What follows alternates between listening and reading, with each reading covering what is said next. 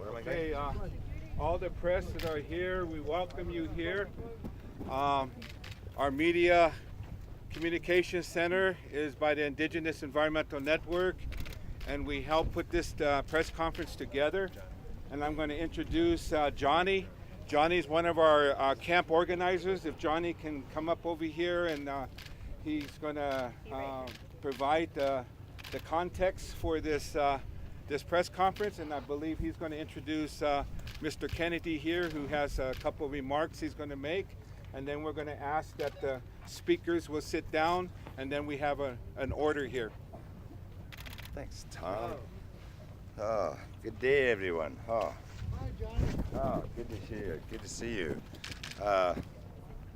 They asked me to make an introduction, and I'm trying to make it on behalf of so many people. We're here at Oceti Sakowin camp. We're here as part of a prayer for Standing Rock. We're here to look at what it means to find commonalities in the protection of our resources and the protection of our water. And they gave me really some good words I was thinking about.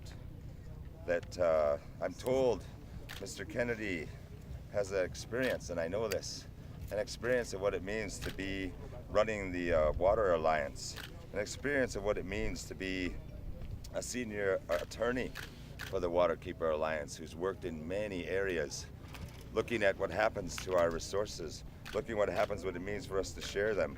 I guess I didn't know it's recognized as one of Time Magazine's Heroes of the Planet, working for environmental issues across the Americas and for First Nations in Canada and in other parts of the world. I think it's important. I really welcome you. I ask that people recognize we've been saying now for many months, and me in my humble way, just trying to look after people in the community, that we're trying to send a voice. And it's a very common voice, trying to bring other people together to hear that all of us have the opportunity to make that choice. So we welcome Robert F. Kennedy Jr. and thank you for coming, everybody. Wow.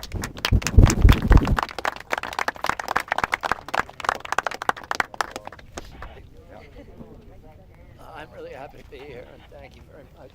I want to introduce some of the people who are with my party. You all know Mike Bruin from Sierra Club, my old friend and ally. This is Alec Matheson, formerly Hudson River Keeper. Come on up here. This is my son Connor, Bobby. And this is Donna Dixon Ackroyd, Augusta Crete, Stella Ackroyd, Katie Abrams, and Emily Abrams. Murray Fisher, who worked for Waterkeeper Alliance. I'm very happy to be here. I was engaged in a battle up in northern Quebec for the Cree Indians. That was one of the first really successful resource struggles in the history of Native Americans back in the early 1990s, and we did we spent 2 weeks up in northern Quebec living in teepees and doing the first ascent of the Great Whale River. One of the people who was on that trip, this reservation sent a representative to help in that battle, and it was Everett Iron Eyes, who became a lifelong friend to me. And my younger son Finn came out to this reservation in the mid-1990s to a naming ceremony. So we feel like we're coming home when we come here, and Waterkeeper Alliance has been on the ground in this battle since August. We've had people here almost continuously working on this issue and working side by side with the leaders of the Standing Rock Sioux and over 100 other tribes that have come here for this very historical battle. And it's a battle that, for many of us, invokes the memories of the 1960s when Americans saw on television German Shepherd dogs and fire hoses being deployed against African Americans who were trying to make themselves part of American democracy and to invoke the protections of our Constitution and our federal laws. And that protection was being denied to them. And people who were breaking the law had the power of the police and the military power of the state, the National Guard and the state police on their side, and they were deploying those weapons against peacekeeping civilians who were protesting peacefully in order to get their right to law and order in their communities.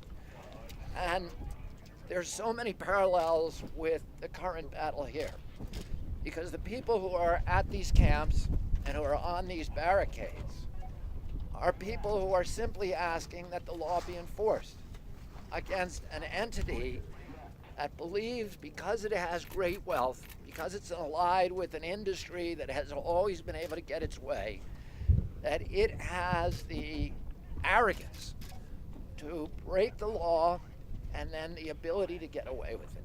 Not only that, but when people stand up peacefully to ask that the law be enforced, and instead of aligning itself with the law-abiding citizens of our country, the power of this state and other states are aligning themselves with the law-breaking entity. Now, I say they're law-breaking because we know I've been an environmental attorney for 30-some years, and I've been fighting these battles, and I know what they're doing is illegal, and that we will win this battle ultimately in court. And they're trying to build this pipeline fast so that they don't have to face their day in court, so that they can say, well, it's already built. You know, yeah, we trampled on some of the laws, but it's already built. A reporter asked me a few moments ago, about an hour ago, what's the point of stopping them now? They've already built most of the pipeline. And I've said to the reporter, well, if you had people who were robbing a bank and they came in the bank with their guns blazing and they tied up people and they started emptying the cash register and the police then came, do you think the police would say, well, they've gotten this far, we ought to let them just take the money? What's the difference? What they're doing here is a crime, it's an environmental crime, and there's real victims. And what they did is, in order to get away with breaking NEPA, NEPA is our most important environmental statute, National Environmental Policy Act. That was our first environmental statute. It was passed in 1969, and it was the first time that the U.S. government said that when somebody has a proposal to do something that requires a federal permit that is going to distribute or possibly diminish the value of federal or change the use of publicly owned lands and resources, that they have to do a cost-benefit analysis first. They're required to do that. And what this company did is an old trick. What Congress did is they said, look, we don't want, if somebody's going to do something that is de minimis, that's something that's inconsequential, for example, and this is the example they gave at the time, you need a Corps of Engineers permit to change the pilings on a dock. So every 20 years, those pilings rot, you need to get new ones. You need a Corps of Engineers permit to do it, so you need a federal permit. Should that person have to do a full environmental impact statement? The answer to this, Congress said, no, we don't want them to have de minimis actions to do an environmental impact statement. So we're going to create a provision of this law called the environmental assessment. It's a shortcut. It's for things that are so inconsequential, so de minimis, so meaningless, that we can say there's going to be no environmental consequences. Well, this company took that little loophole and they tried to draw it around a 1,200-mile pipe. XL Pipeline didn't even think it could get away with that. XL Pipeline, which is only 7 miles longer than this one, did the full environmental impact statement. But the way that they did it is called segmentation, and it's an old strategy, and it is a device of chicanery that when we wrote NEPA, everybody foresaw. And we said, well, what would happen if a really devious, diabolical polluter said, I'm going to build something, but I'm only going to build it a little bit at a time, like my airport or whatever, and therefore each segment I won't have to do it. It will just be an incremental change in the status quo, so I won't have to do an environmental impact statement. And Congress foresaw that. And they said, no, we're not going to let them do that. They have to look at the whole project, the whole program, and you can't segment it. There's a section of NEPA that is an anti-segmentation section. It says you can't segment a project. If it's a big project, you have to admit it's a big project. You have to do the EIS for the whole thing. So they're trying to invoke that loophole for a project that is going to disrupt 209 streams. If they had to build a pipeline across one stream or one river like the Missouri River, they'd have to do a full environmental impact statement. They're trying to invoke that loophole for a project that will produce the same amount of carbon pollution as 29 coal-burning power plants. If somebody built a single power plant and the only environmental impact it had was the carbon, they'd still have to do an environmental impact statement. And CQ passed rules in August that specifically said they got to do it for carbon discharges. So we know what the law is. This company knows what the law is. They use a flim-flam to break the law. And now when peaceful protesters are saying, wait a minute, we want to see a cost-benefit analysis, the company is saying, no, we're not going to do that. And the reason they don't want to do it is because they don't want the American people to see the results of that cost-benefit analysis. Because we all know what it says. This pipeline is not going to benefit the American people. This pipeline, this is what they'd be forced to disclose. This pipeline is going to benefit a few billionaires like Donald Trump, and it's going to make them richer by impoverishing the rest of us, by impoverishing the American people, by diminishing quality of life for people all over the globe, by adding to global warming, which is the biggest threat to civilization. Somebody asked me a few minutes ago, again, what did I think, what would my message be to Donald Trump? And, I don't want to make a judgment about what Donald Trump is going to do or what he's not going to do, because I don't know. I know what he said. What he said is that he wants to build this pipeline, the XL pipeline, and many, many other pipelines. And I hope that before he takes the reins of power, he will educate himself about energy policy. And he will understand that this is something that may be good for his pocketbook, but it's not good for America, and it's not good for the world. This pipeline will not benefit this country because the oil from this pipeline, we know, is going to go to Asia, and it's going to go to Latin America, so it will increase supplies in those nations, which is not good for our manufacturers. It will create pollution, which is not good for our children. It will create global warming. President-elect Trump has said that he wants to go after ISIS and he is going to crush it.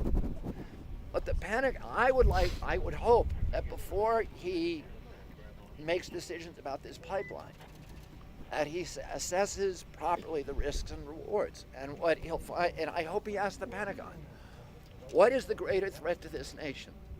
ISIS or global warming?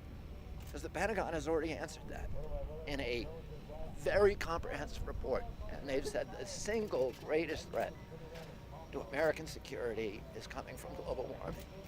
This is a national security threat. What these people are doing is not good for the American people. It is good for a few billionaires, but it's not good for the rest of us. They could not do this. What they wanted, this is a part of a recognition that they are dealing in a carbon fuel that no longer has an economic rationale in the marketplace. In addition to my advocacy work, I also do entrepreneurial work, and I'm part of companies that are building power plants, including two of the largest power plants in America, solar power plants and wind plants. So I know what the cost of solar and wind is. And I'll tell you this, the plant that we built in the Mojave Desert cost $3 billion a gigawatt, a solar plant. The one we built that now, and that was 7 years ago, now the cost of that plant would be $2.4 billion a gigawatt. How much would an oil plant cost? $3 billion a gigawatt. So they know the end of their industry is in sight. And what is their strategy? Their strategy is they know they can't compete against wind and solar on a fair market in a free capitalist society, on a level playing field. So the only way that they are going to be able to maintain their market domination is to force us today to invest in all of this infrastructure, which is going to anchor them no matter when, long past the time when any rationale for oil has come and gone. So the Koch brothers specifically, but the oil industry over the past 15 years has made it very easy to build a pipeline in this country. As you can see here, they can, without even having a permit, they can come and exercise eminent domain and condemn people's land and put their pipeline across their land without even having a permit to cross the streams that they got to go through with a full federal permit. They're still doing that. It's very, very simple to build a pipeline, and at the same time, they've made it nearly impossible to build a transmission line in this country. Why? Because transmission lines are the media for wind and solar, and they want to kill that industry by stopping us from getting it to market and make it very easy for themselves to build pipelines. So in the past 12 years, we built 16,000 miles of pipeline in this country and only 600 miles of transmission line. 150 of them built by my brother and myself. So what they're trying to do is they've now got $23 trillion of infrastructure. And that's the only thing that they've got because they cannot beat us in the marketplace. And they're trying to build these pipelines as quickly as possible to wrap our nation, to wrap our children, to wrap our future in their antiquated, dinosaur, outmoded fuel with no economic justification in the marketplace. And the way they do that is they get a lot of people involved in their schemes. So when they build a pipeline like this, they don't pay for it themselves.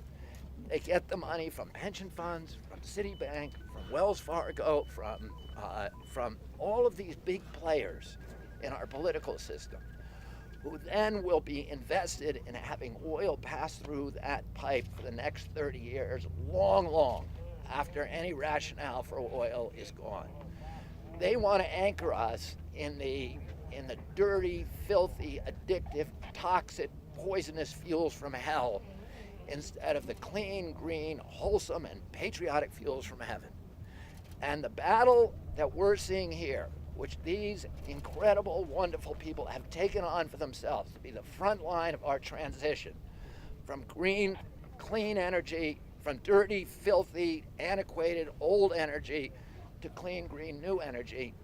The spear tip is here. The front lines of this battle are here. If you care about our country, if you care about the soul of America, if you care about the future of humanity, you need to come to Standing Rock, and you need to support what's happening here. And I want to thank the Lakota people and all of the other tribal people who have come here to put their bodies on the line. Thank you.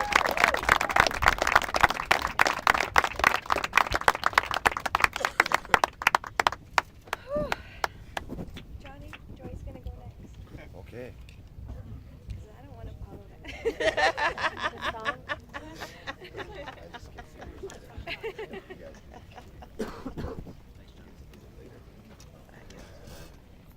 gonna have Joy, and then you.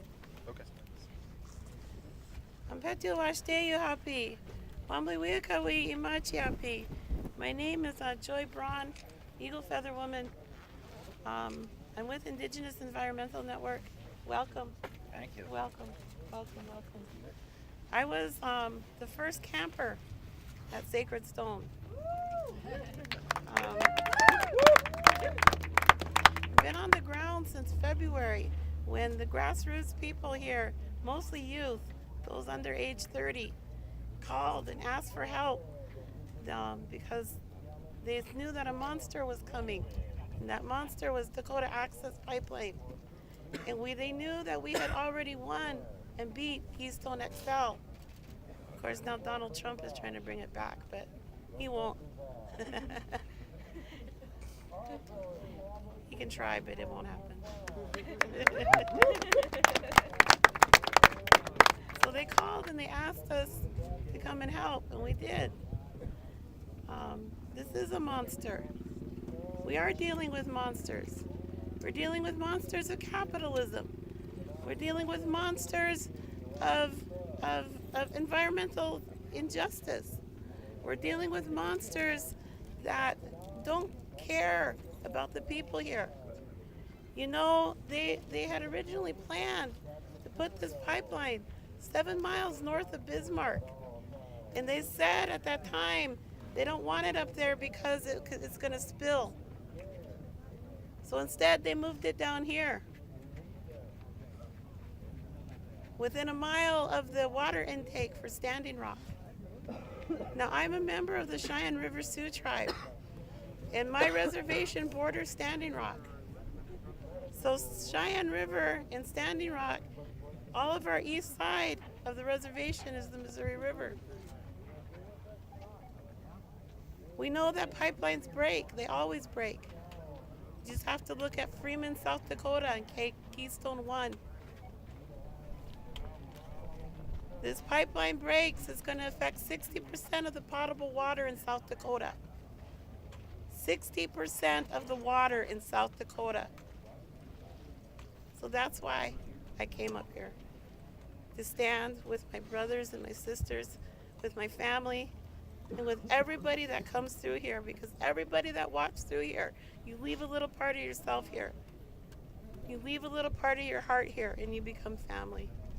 So I thank all of you for being here, and I appreciate Mr. Kennedy for coming. Appreciate it a lot. I've watched you over the years, and it really means a lot to me that you're here. So welcome.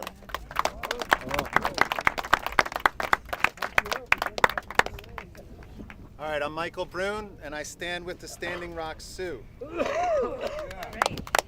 the executive director of the Sierra Club. Sierra Club is America's oldest and largest environmental organization. We're made up of 2.4 million of your friends and neighbors in every state, in every county, every congressional district. We're made up of Republicans and Democrats, Green Party members, independents, and together we stand with the Standing Rock Sioux. We know that we are part of a movement of thousands of people here in this historic camp, and of millions of people around the country and around the world who are standing with the Standing Rock Sioux. And what are we standing for? We're standing for justice. We're standing against what Energy Transfer Partners has foisted upon the Standing Rock Sioux and the American public. As you heard in Bobby's powerful testimony, this is a pipeline that cannot be safe. Energy Transfer Partners knows that.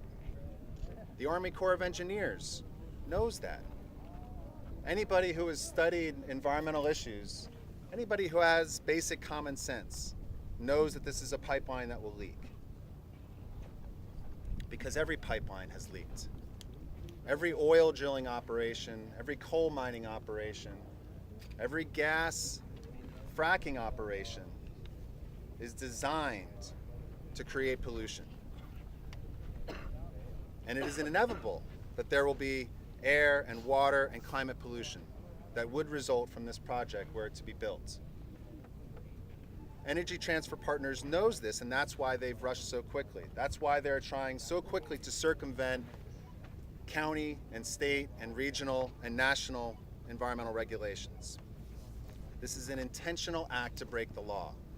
And we know that this pipeline is not just illegal, not just immoral, but completely unnecessary.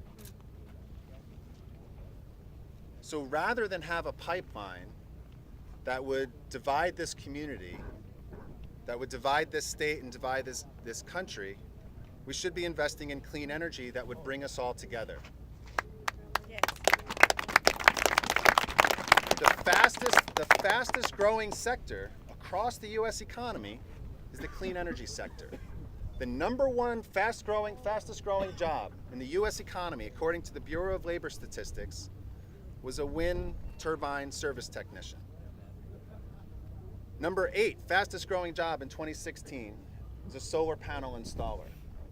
Our economy is going to be built on clean energy. That is inevitable. Once we replace dirty coal or fracked natural gas or dirty oil or unnecessary nuclear power with clean energy, we will never go back. Which of our communities will get nostalgic for mountaintop removal? Nobody. Which of our communities will want to see more oil pipelines built across watersheds and underneath rivers and underneath lakes? Nobody. When clean energy puts more people to work, cuts air and water pollution, and brings our country together. We have been inspired by at the Sierra Club by the Standing Rock Sioux and the 300 tribal nations that have come together. This is an historic gathering, and we are determined to fight this pipeline for as long as it takes. Yesterday, the Obama administration gave a small bit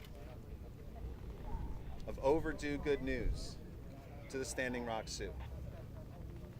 They committed, finally, to engage in a more robust, lengthy, consultative process to evaluate more clearly the impacts of this pipeline. We will stand with the Standing Rock Sioux to make sure that whatever steps are taken to protect sacred sites, to protect sacred water, and to protect this community, that those steps are embedded into law.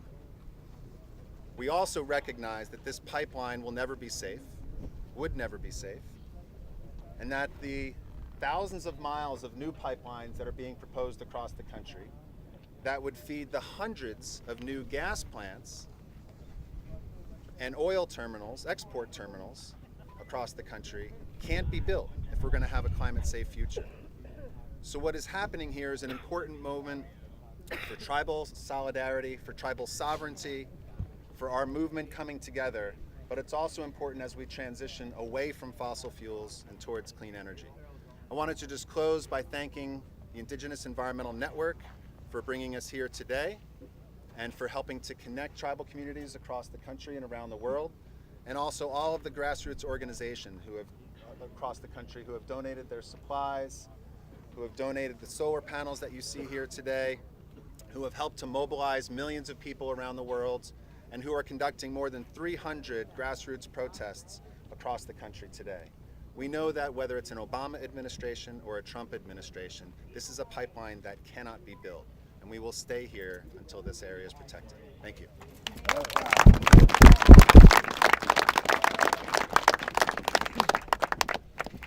Dosha Maragua Marishima Ishuia Hets. And so in my Herata language, I said, hello relatives, my name is Eagle Woman.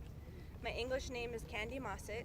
I'm Mandan Herata Rikara from a little tiny town called Newtown, North Dakota, just northwest of here, in the heart of the Bakken Shale oil fields where this oil is coming from. And I just really want to thank you, Michael, for coming and welcome you here.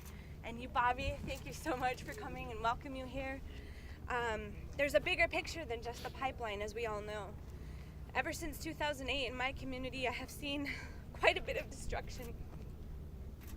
I have a 3-year-old daughter, and when I grew up in Newtown, I used to swim in Lake Sakowin every day. It's a reservoir of the Missouri River, and now I won't even let her swim in it because of the fracking. Here in North Dakota, the natural gas is a byproduct. They don't want to build the pipeline infrastructure. And so we have ethane and methane emissions. We also have man camps that came into our communities as a result of the Bakken, and the oil is extremely volatile.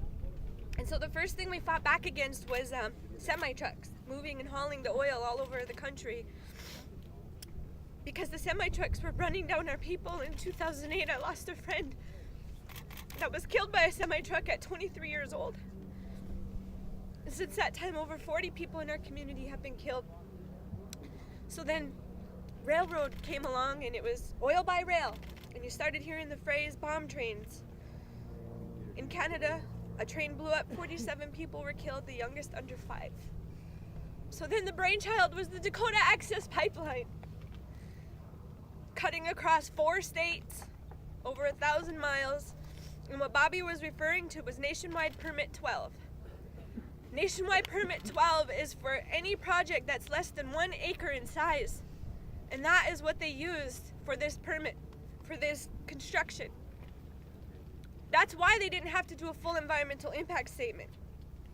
And that's why we are demanding today across the country in over 200 actions, shout out to 350.org and others that have been helping us. We demand a full environmental impact statement. We demand to rescind any permits that were given under Nationwide Permit 12. And in fact, we demand the project to be shut down in its entirety. The Obama administration is in there until January 20th. So we're not giving up hope that they and the Army Corps of Engineers will step up to the plate. What happened yesterday was good. It was a step in the right direction, but it wasn't 100% of what we wanted, which is what Dave Archambault said, the chairman of the Standing Rock Sioux tribe. So I want to reiterate those words today. And I want to let people know that all of that negativity up there in the Bakken oil fields, that's coming down the pipe. But we're here in ceremony and we're here in prayer. Because we believe as Native people that our voices are going to be heard. We haven't changed over 500 years. Capitalism is not sustainable and it never was. Listen to the people that have the very heartbeat of the earth, because the most important resources are the natural resources that we can't ever get back, the soil to grow the food in, which these companies are trying to sterilize. The wind that blows on our faces every day that we breathe into our bodies, becoming toxified. And the water, which are very essence of our being, we are made up of water. So when we poison the water, we poison ourselves and we won't stand for it. So to Energy Transfer Partners and to all of the people that are funding the Dakota Access Pipeline project, pull out now. Because it is going to be stopped, and we are going to stop it. Take your stock, take your money, divest it, and invest into the renewable energy economy that we're building here.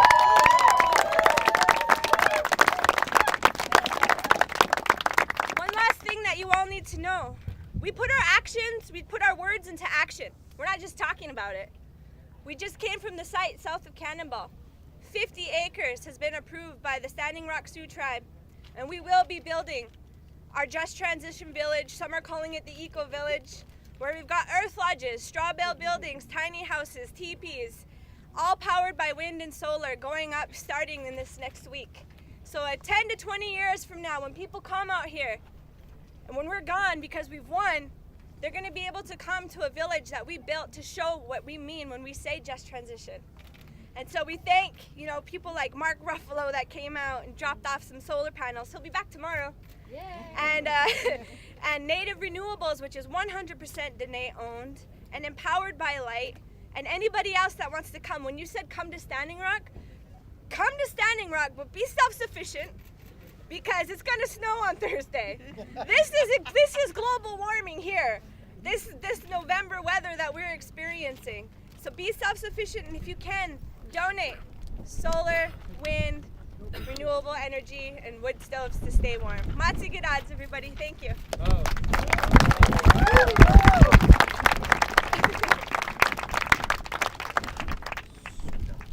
Buffalo. So I think now what we're going to do is see if there's a few questions from the media for Michael or Bobby or Joy or myself. Yes, thank you. I'd like to throw out a question to the entire panel.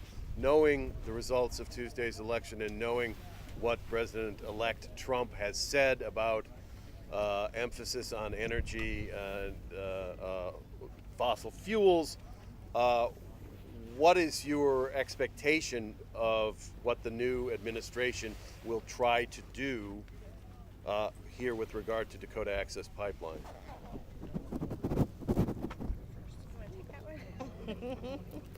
I'll take a swing. Michael Brune from Sierra Club. Our expectation is that this pipeline will be rejected before President-elect Trump takes office. If it's not, our expectation would be that President-elect Trump will revoke any permits that are sought after by Energy Transfer Partners. Mr. Trump has made a promise to grow the economy as quickly as possible. And as you heard today, the fastest growing sector across the U.S. economy is the clean energy sector. So we believe that the best way to protect our air and water in this country and to create jobs is to divest from fossil fuels and invest in clean energy, and that's our expectation. If I could follow up with George Braun, if Mr. Brune's, I guess, optimistic prediction does not come true, what then for this camp, these people, and? We stand. We will move into just transitions for clean energy and renewables, solar, wind, geothermal. We stand. We stand not just for us. We stand for all the 18 million people downstream and for all the people all the way down to the Gulf Coast. We stand because we love this earth. We love all people. We stand because this is life. This is Mini Witoni. This is water is life. It doesn't matter that Trump got elected. It doesn't matter. They've been trying to kill us off for 500 years and we're still here.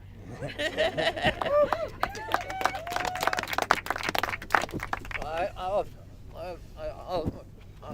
make another response just to fortify what Mike said.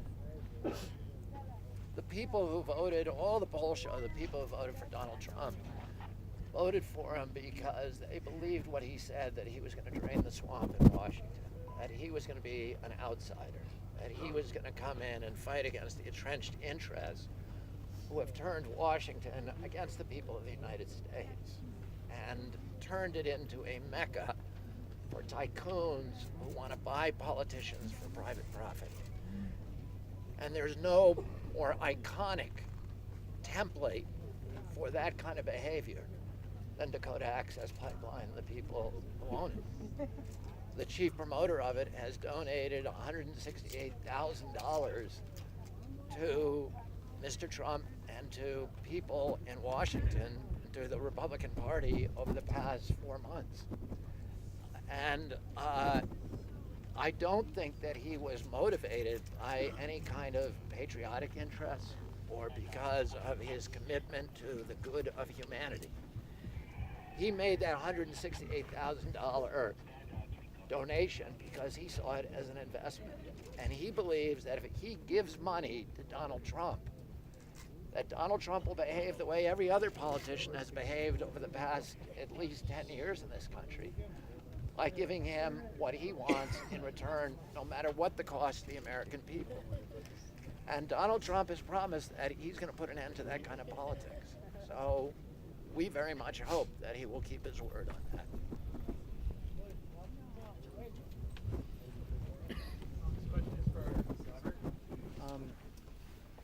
Solar energy and other clean energy technologies, I mean, they're great.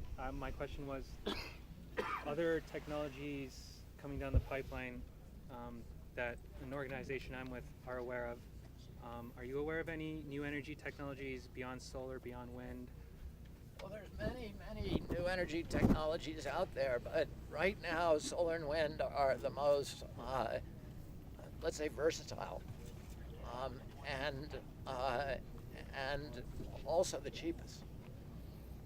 As I said, the cost of building a wind farm now is down to $2.4 billion a gigawatt, as compared to frack gas, which is $3 billion a gigawatt, oil $3 billion a gigawatt, coal $3 billion a gigawatt, nuclear $15 billion a gigawatt.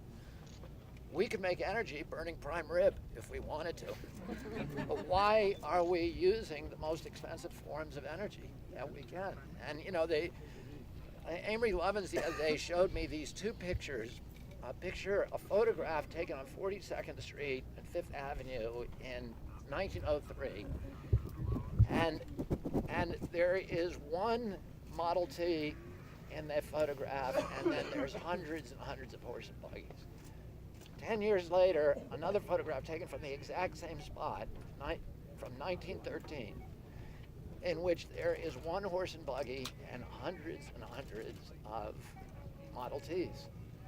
And the buggy drivers never saw it coming. In 10 years, the industry was completely disrupted, and the industry had disappeared. Henry Ford, between 1903 and 1913, dropped the price of Model Ts by 67%, and that caused that disruption. In the last 5 years in this country, the price of solar has dropped by 600%. That's why in the last 18 months, the value of the 3 biggest coal companies, Consolidated, Peabody, and Arch, have dropped by 95%. The markets already know carbon is dead. Carbon doesn't know it yet. It's walking around, but it's dead. The only thing that can keep it alive is infrastructure, and that's why they're building this, because that gives them an anchor for an industry that has no economic rationale. I think we have time for one more question. And if not, Y'all don't be shy now. Different ways of collecting energy from Mother Nature. The wind turbine up here is just one of them, and you don't have to burn anything with them either. It's organic, hydraulic, geothermal, thermodynamic, static, magnetic, organic. All of these are efficient ways of making power. That's it. Well, thank you. And thank all of you for coming. thank you everybody. We're gonna do an honoring right now. We're gonna have a song before we let you go, Fabi. So if you guys want to get that ready, I think we're just gonna turn around that direction. Is that right? Or are you gonna? Okay, right there, right there. No, they can photograph this. That's fine. With these crazy plastic bottles. I'm just putting your bottle underneath the thing. Oh, the irony. This my relatives, Dan and Ampkin. I'm honored to be here and to do this with my brothers and my sisters. We come up and we're going to sing this song here for our relatives, our friends, those who came here to help support us. This is a song that has been sung here on the front lines. It's a song that helped carry us through. We've been through a lot of battles here, and many times we got to re-energize our spirits again, our warrior spirits, to continue this fight every day. So we want to share this song that has carried us through for many, many years. Our relatives all over where we right now, as you can see way over there, there's a big march going on. So a lot of our singers, a lot of our warriors are over there. In other words, they'd be here singing with us. But the warriors that are up here, we call upon you to help us sing the song. This is one of the warrior songs that we'll share with our friends, our relatives.